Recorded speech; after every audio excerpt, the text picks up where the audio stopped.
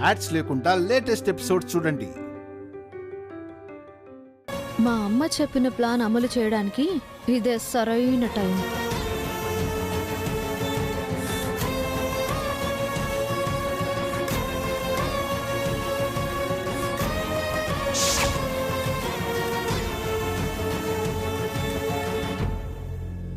నాన్న క్షేమంగా తిరిగి ఇంటికొచ్చేస్తాడు. నారాయణ బాగానే ఉన్నాడు, బతికే ఉన్నాడు. నాన్న మీదికి ఏ కేసు రాదని సూర్యకాంతం చెప్పింది. నిన్నటి వరకు బతికున్న నారాయణ తెల్లారేసరికి చనిపోవడమేంటో నాకేం అర్థం కావడం లేదు. నాన్నకి చాలా ఆత్మాభిమానం ఎక్కువ. ఈ కేసులో అరెస్ట్ అయ్యి జైలుకు వెళ్లడం అంటూ జరిగితే తన వల్ల ఒక మనిషి చనిపోయాడనే బాధతో ఆయనకు హార్ట్అటాక్ వచ్చి ఏమన్నా అయితే? హుసేయ్, అది నోరా ఇంకేమైనా ఎదవ అపశకున మాటలు నువ్వును. ఇందులో అపశకనమేముంది? జరిగేదే చెప్పింది. ఒసే రాక్షసి, ఇప్పుడు మీకు ఆనందంగా ఉందా? ఇప్పుడు మీ కడుపు మంట చల్లారిందా? మేం మీకేం అపకారం చేశామే? మీరు ఎన్ని వెధవ పనులు చేసినా పోనీలే పాపమని ఎప్పటికప్పుడు క్షమించి నిన్ను మీ అమ్మని ఇంట్లో ఉండనిచ్చాడే మా నాన్న. అలాంటి మనిషిని పట్టుకుని వేధిస్తారా? ఇదిగో నటకుమారి, ఇక నీతోనూ మీ అమ్మతోనూ మేం వేగలేం. మీకు కావలసింది ఈ ఇల్లేగా, మీరే తీసుకోండి. వెంటనే మేమిల్లు ఖాళీ చేసి ఎక్కడికైనా వెళ్ళిపోతాం. ఆ ఎస్ఐ మీరు చెప్పినట్టు ఆడుతున్నాడు కాబట్టి ఏదో ఒకటి చెప్పి మా నాన్నని విడుదల చేయమని చెప్పు. నిజంగానే మీరు ఇల్లు వదిలిపెట్టి వెళ్ళిపోతారా?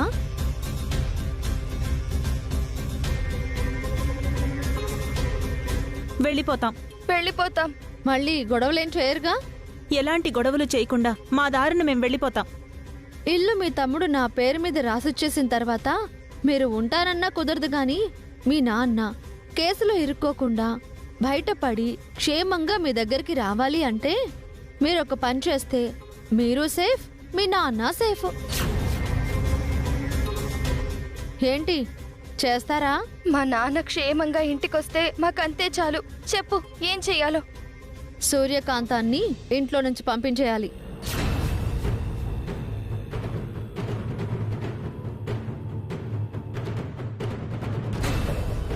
సూర్యకాంతాన్ని పంపించేయాలా? ఎస్, అది బయటికి వెళ్తేనే మీ నాన్న ఇంటికొస్తాడు.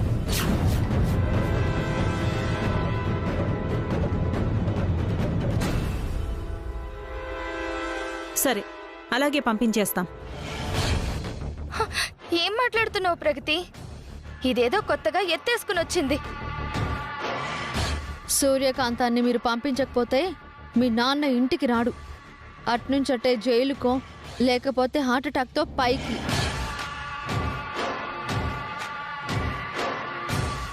ఏంటి బెదిరిస్తున్నావా? ప్రగతి, ఇది చెప్పినట్టు మనం చేయడం కాదు. వీళ్ల పద్ధతిలోనే వీళ్ళకి బుద్ధి చెప్పాలి. దీన్ని చంపేద్దాం.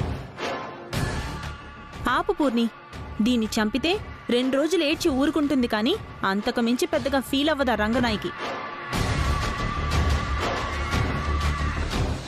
మా అమ్మ గురించి నాకంటే బాగా నువ్వే తెలుసుకున్నావు. మా అమ్మకి డబ్బులు పంతాలే ముఖ్యం, మనుషులు బంధాలు కాదు. నేను లేకపోతే మా అమ్మ ఉండగలదు, మా అమ్మ లేకపోయినా నేను బతకగలను. కానీ మీ నాన్న లేకుండా మీరుండగలరా? ఆయన జైల్లో మగ్గిపోతుంటే చూస్తూ బతకగలరా? అయినా మీరు జుట్టు పట్టుకుని ఈడు చేస్తే బయటికి పోయేది, కాళ్ళు పట్టుకుని బతిమలాడితే మీకు సాయంగా వచ్చే సూర్యకాంతం కోసం మీ కన్న తండ్రిని ఎందుకు బలి తీసుకుంటారు?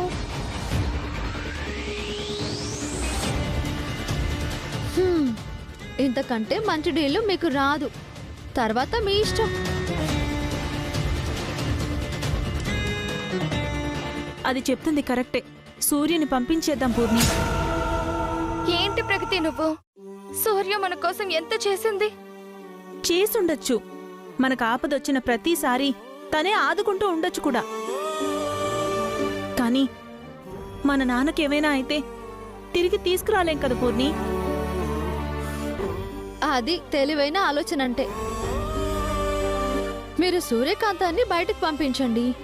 సూర్యకాంతం గడప దాటిన వెంటనే నేను మా అమ్మతో ఆ ఎస్ఐకి చెప్పించి మీ నాన్నని ఇంటికి పంపించే ఏర్పాట్లు చేస్తాను. సూర్యకాంతాన్ని పంపించిన తర్వాత మా నాన్నని విడుదల చేయకపోతే మళ్ళీ సూర్యకాంతాన్ని తెచ్చి ఇక్కడే పెట్టుకోండి. తన తెలివితేటలతో మీ నాన్నని విడిపించుకొని మా అమ్మని జైలుకి పంపండి. సరే, మా మాట మీద మేముంటాం, నీ మాట మీద నువ్వు నిలబడు. డన్. ఓకే. కూర్చున్న కొమ్మనే నరుక్కునే పిచ్చి మొహాలు. నాన్నను విడిపిస్తాను అనగానే ముందు వెనక ఆలోచించుకోకుండా వీళ్ళకి రక్షణగా ఉన్న సూర్యకాంతాన్ని ఇంటి నుంచి పంపించడానికి సిద్ధపడిపోయారిద్దరు. ఇప్పుడు సూర్యకాంతాన్ని ఇంట్లో నుంచి పొమ్మనే సుందర దృశ్యాన్ని నా కళ్ళతో చూడాలి, మా అమ్మతో చెప్పాలి. అసలు ఏం చేయాలో అర్థం కావడం లేదు. Something is wrong. దీని వెనక ఏదో కుట్రుందనిపిస్తోంది. నారాయణ శవాన్ని నేనొచ్చి చూసే వరకు దయచేసి పోస్ట్ మార్టంకి పంపించకండి. ఏంటి సూర్య? డాక్టర్ గారు, రాత్రి కూడా బాగానే ఉన్న వ్యక్తి తెల్లారే వరకు చనిపోవటం మిస్టరీగా ఉంది అంటున్నారు. అప్పుడు నారాయణ గారి శవానికి పోస్ట్ మార్టం జరిపిస్తే ఆయన యాక్సిడెంట్ వల్ల అయిన గాయాలతో చనిపోయాడా లేక మరేదైనా కారణం ఉందా అని తెలుస్తుంది కదా? అవును. హాస్పిటల్కి వెళ్ళి ముందు నారాయణ శవాన్ని పరీక్షించాలి. ఆ తర్వాత పోస్ట్ మార్టంకి పంపించి రిపోర్ట్ చూడాలి. వెళ్దాం పద. ఆగు సూర్య, ఎక్కడికి? నారాయణ శవాన్ని పరిశీలించి దగ్గరుండి పోస్ట్ మార్టంకి పంపించడానికి హాస్పిటల్కి వెళ్తున్నా వదినా. నారాయణ పోస్ట్ మార్టం సంగతి పోలీసులు చూసుకుంటారు. నువ్వు మీ ఇంటికెళ్ళు.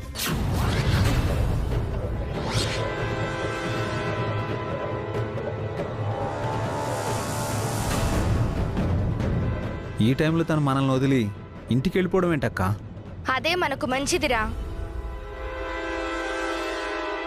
చూడు సూర్య, ఇంతవరకు నువ్వు మాకు చేసిన హెల్ప్ చాలు. ఇక మా సంగతి మేం చూసుకుంటాం. నువ్వు బయలుదేరు. ఏమైందక్క సడన్గా మీకు? తన్నెందుకు వెళ్ళిపోమంటున్నారు?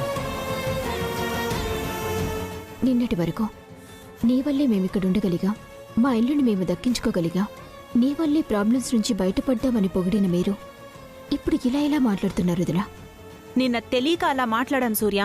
కానీ ఈ ప్రాబ్లమ్స్ అన్నిటికీ కారణం నువ్వే అని తెలిసి వెళ్ళిపోమంటున్నాం. ప్రాబ్లమ్స్కి కారణం నేనా? అవును. మనకిన్ని ప్రాబ్లమ్స్ రావడానికి కారణం ఆ రంగనాయకి నటకుమారి. వాళ్ళ నుండి సేవ్ చేస్తుంటే ప్రాబ్లం సూర్య వల్ల వచ్చిందని చెప్తున్నారేంటి? నువ్వు అనవసరంగా నాతో వాదించకరా. చూడు సూర్య, ఎందుకో ఆ ఎస్ఐ నీ మీద కక్ష కట్టాడు. ఈ ఇంటి కోసం రంగనాయకి నటకుమారులు ఒక పక్క, నీ మీద కక్షతో ఆ ఎస్ఐ బాబ్జీ ఒక పక్క మమ్మల్ని సాధిస్తున్నారు. ఇవాళ మా నాన్నని కేసులో ఇరికించి జైలుకి పంపించాలని చూస్తున్నారు. నువ్వు మా గురించి ఏమనుకున్నా పర్వాలేదు, కానీ దయచేసి ఇక్కడి నుంచి వెళ్ళిపో సూర్య. అక్క, అసలు ఎందుకు ఇలా మాట్లాడుతున్నారు? మిమ్మల్ని ఎవరైనా బ్లాక్మెయిల్ చేస్తున్నారా?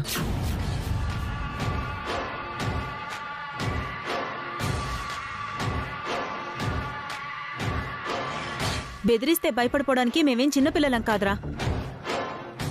సరే వదినా. ఏ సూర్య, నువ్వేంటి వాళ్ళేదో మాట్లాడుతుంటే అర్థం చేసుకోకుండా నువ్వు కూడా నువ్వెక్కడికి వెళ్ళడానికి వీల్లేదు. అయితే మేం వెళ్ళిపోతాంరా.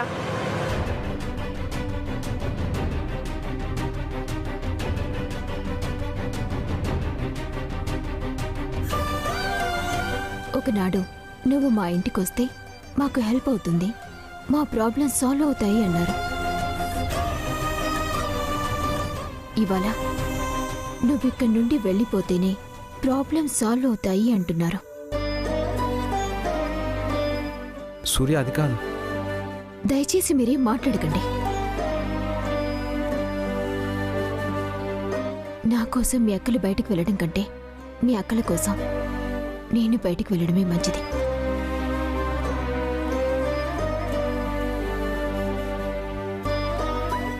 ఆ రోజు మా ఇంటికొచ్చి పిలిస్తే నేను మీ ఇంటికొచ్చింది. ఈరోజు వెళ్ళమని ఆర్డర్ వేస్తే వెళ్ళిపోతుంది. మీరు బాగుండాలని వదినా. నేను దూరంగా ఉంటేనే మీరు బాగుంటాము అని మీరు నమ్మితే వీలైనంత దూరంగా ఉంటాను.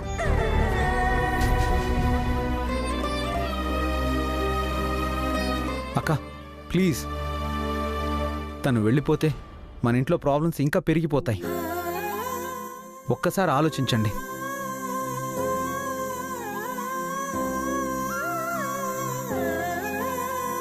ఏం కాదురా, ముందు వెళ్ళనివ్వు. తేజ, సూర్య అది కాదు. ఏంటమ్మా? మనం మన ఇంటికి వెళ్ళిపోతున్నాం. ఇంత సడన్ గా ఏంటమ్మా? ఏంటి రీజన్ చెప్పాలా? సరే. సూర్య ఒక్కసారి నా మాట విను. సరే, ఇక నేను వెళ్తాను. సూర్య, అమ్మా, మీరు వెళ్ళొద్దమ్మా, మీరు ఇక్కడే ఉండాలి.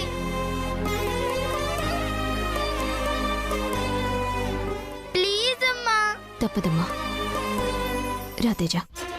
సూర్య, సూర్య నా మాట విను. సూర్య, సూర్య. నాన్న, అమ్మని వెళ్ళొద్దని చెప్పు నాన్న. అమ్మని వెళ్ళొద్దని చెప్పు నాన్న. ఆపు నాన్న, ప్లీజ్ నాన్న. అమ్మని ఉండమని చెప్పు నాన్న. అమ్మ వెళ్ళిపోతుంది. ప్లీజ్ నాన్న, ఉండమని చెప్పు నాన్న.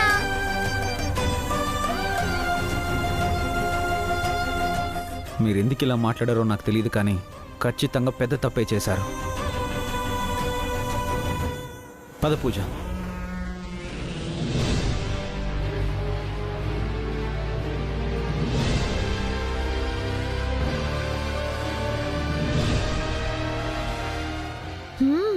పర్లేదే, అన్నమాట వెంటనే నిలబెట్టుకున్నారు. నువ్వు కూడా మాకిచ్చిన మాట నిలబెట్టుకో. తప్పకుండా.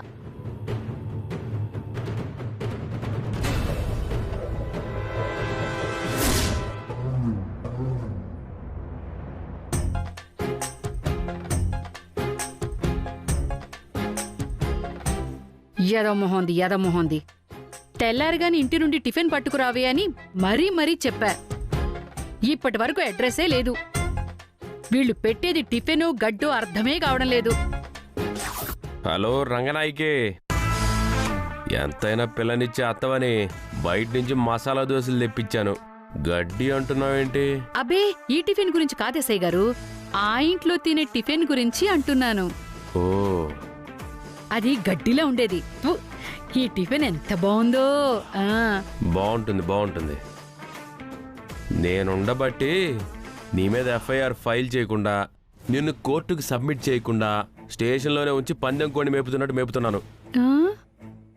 అదే నా ప్లేస్లో వేరే ఎస్ఐ ఉండుంటే ఈ పాటికి రిమాండ్లో చిప్పకూడు తింటూ ఉండేదానివి. అయ్యో, అవునవును, మీరుండబట్టే నాకు ఈ యోగం పట్టింది. ఇంతకీ మా డార్లింగ్ ఫోన్ చేసిందా? డార్లింగా? అదేవతి? ఇంకెవత్తి, నీ కూతురు. నా దగ్గర ఏమైనా ఫోన్ ఉందా నాకు ఫోన్ చేయడానికి? మీకే కదా ఫోన్ చేస్తుంది.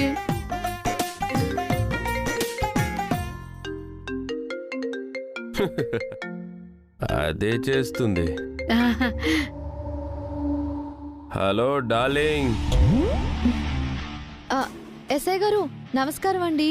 నేను నీ నుండి ఎక్స్పెక్ట్ చేస్తుంది నమస్కారం కాదులే గాని, ఏంటి ఫోన్ చేసావు?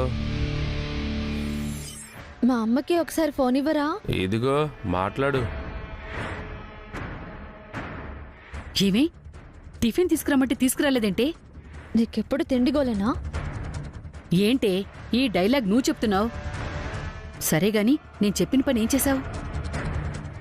పర్ఫెక్ట్గా అమలు చేశాను. నిజమా? అయితే సూర్యకాంతం ఇంట్లోంచి వెళ్ళిపోయింది. మా అమ్మే, నా తల్లి, నా బంగారమే, నా తిండిపోతు మొహమే. అల్లుడు గారు, మా అమ్మాయి నేను చెప్పిన ప్లాన్ ని ఎగ్జిక్యూటివ్ చేసింది. సూర్యకాంతాన్ని వాళ్ళ ఇంటి నుంచి పంపించేసింది. చూసారా నా కూతురు ఎంత తెలివైందో? సూర్య నిజంగానే ఇంట్లో నుంచి వెళ్ళిందా లేక వెళ్ళిపోయినట్టు కలరింగ్ ఇస్తుందా? హా? ఏమే సూర్యకాంత నిజంగా ఇంట్లోంచి వెళ్ళిపోయిందా? వెళ్ళిపోయిందమ్మా. పోనిటివు. నటకుమారి, చెప్పండి. ఆ సూర్యకాంతాన్ని తక్కువ అంచనా వేయడానికి వీల్లేదు. ఆ, లేదండి, తను నిజంగానే వెళ్ళిపోయింది. అక్కడ జరిగే ప్రతి మూమెంట్ని, ప్రతి ఒక్కరి కదలికని ఎప్పటికప్పుడు గమనిస్తూ ఉండు. ఒకవేళ సూర్యకాంతం వెళ్ళినట్లు అనిపించి అక్కడే ఉంటే వెంటనే నాకు ఇన్ఫార్మ్ చేయి. అలాగేనండి. కాకపోతే ఒక మాట. ఏంటి? అదే సూర్యకాంతని ఇంటి నుంచి పంపించేస్తే ధనంజయరావు గారిని మీరు పంపించేస్తానని చెప్పారు కదా, ఆ విషయం. ఓ, దానికే ఉంది. బెయిల్ మీద బయటికి పంపిస్తాలే. నువ్వు ఇంట్లో వాళ్ళతో ఆడుకుంటూ ఉండు. ఆ సూర్య సంగతి నేను చూసుకుంటా. ఓకే అండి.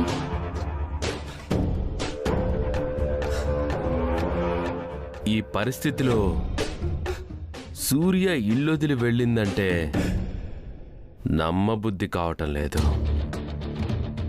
సూర్య ఇప్పుడు ఆ శిల్పి నారాయణ ఎలా చనిపోయాడో తెలుసుకునే ప్రయత్నంలో ఉంటుంది. సో ఆ శిల్పిగాడిని చంపింది నేనే అని సూర్య కనిపెట్టకుండా చూసుకోవడం మొదటి పని. రెండోది, ఆ కేసులో ఆ ధనుంజయరావు గారిని పర్మనెంట్గా లోపలికేయడం. మూడోది, హా? నేను ఆస్తి మొత్తం లాక్కోవడం. నాలుగోది, నా సూర్యకాంతం నా దగ్గరకొచ్చేయడం. అంతే అంతే అంతే. నేను ఆ రోజు త్వరగా రావాలని ఎదురు చూస్తూ ఉంటాను.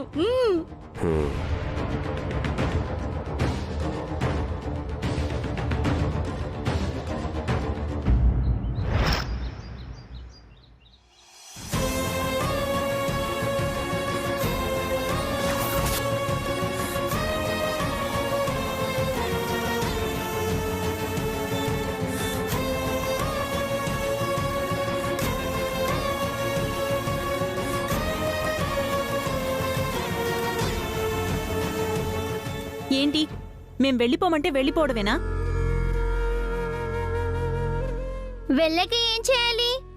ఇది నా ఇల్లు, మీరంతా నా వాళ్ళు. ఇంట్లో నుంచి వెళ్ళిపోమనడానికి మీరెవరూ అనొచ్చుగా. ఇందాకే వెళ్ళిపోమన్నారు కదా, మళ్ళీ ఇప్పుడేంటి? ఇందాక నటకుమారి ఇంట్లో ఉంది కాబట్టి నిన్ను వెళ్ళిపోమన్నావు. ఇప్పుడు అది లేదు కాబట్టి ఉండిపోమంటున్నావు, అంతే.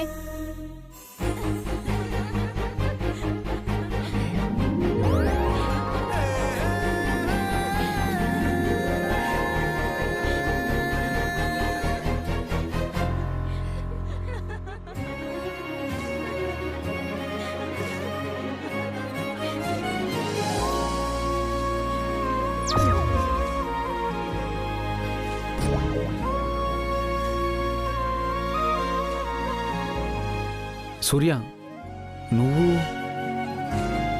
అసలు ఏం జరుగుతుంది ఇక్కడ? అందరు కలిసి నవ్వుకుంటున్నారేంటి?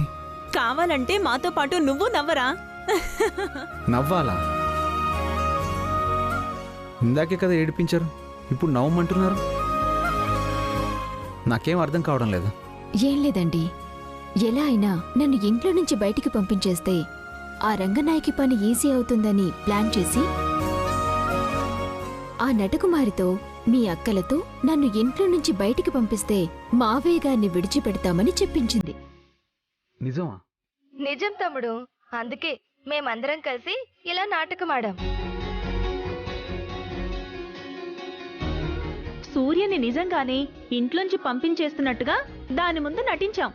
ఆ పిచ్చి మొహంది సూర్య నిజంగానే ఇల్లొదిలి వెళ్ళిపోయింది అని నమ్మేసి నాన్నని విడిపిస్తానంది.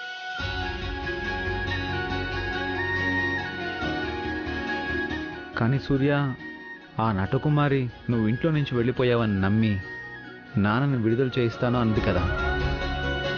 కానీ నువ్వు ఇంట్లోనే ఉంటే అదే టాస్క్. నేను ఇంట్లోనే ఉండాలి, కానీ వాళ్ళ కంట పడకుండా ఉండాలి. నేను ఇంట్లో నుంచి వెళ్ళిపోయాను అనుకొని ఆ రంగనాయకి వాళ్ళు మీ మీద అటాక్ చేస్తే? అవును, వాళ్ళు అలాంటి వాళ్లే. నువ్విక్కడే ఉండాలి సూర్య. వాళ్ళ కంట పడకుండా మనం కాపాడుకోవాలి. ఆ, నాకు తెలిసి నారాయణ గారు ఎలా చనిపోయారో ఈ రంగనాయకి నటకుమారులకి తెలిసే ఉంటుంది. మీరు ఓ కంట నటకుమారిని గమనిస్తూనే ఉండండి. ఈలోపు నేను హాస్పిటల్కి వెళ్ళి నారాయణ చనిపోవటానికి కారణమేంటో తెలుసుకుని వస్తాను. సరే సూర్య. తేజని మీతో పాటే ఉండనివ్వండి. అదేంటి, నటకుమారి ముందు పాపతో సహా వెళ్ళిపోయావు కదా, ఇప్పుడు పాప ఇక్కడే ఉంటుందంటే? భవానీ లేదు కదా. సూర్య అద్దె ఇల్లు చూసుకోవడానికి వెళ్ళింది.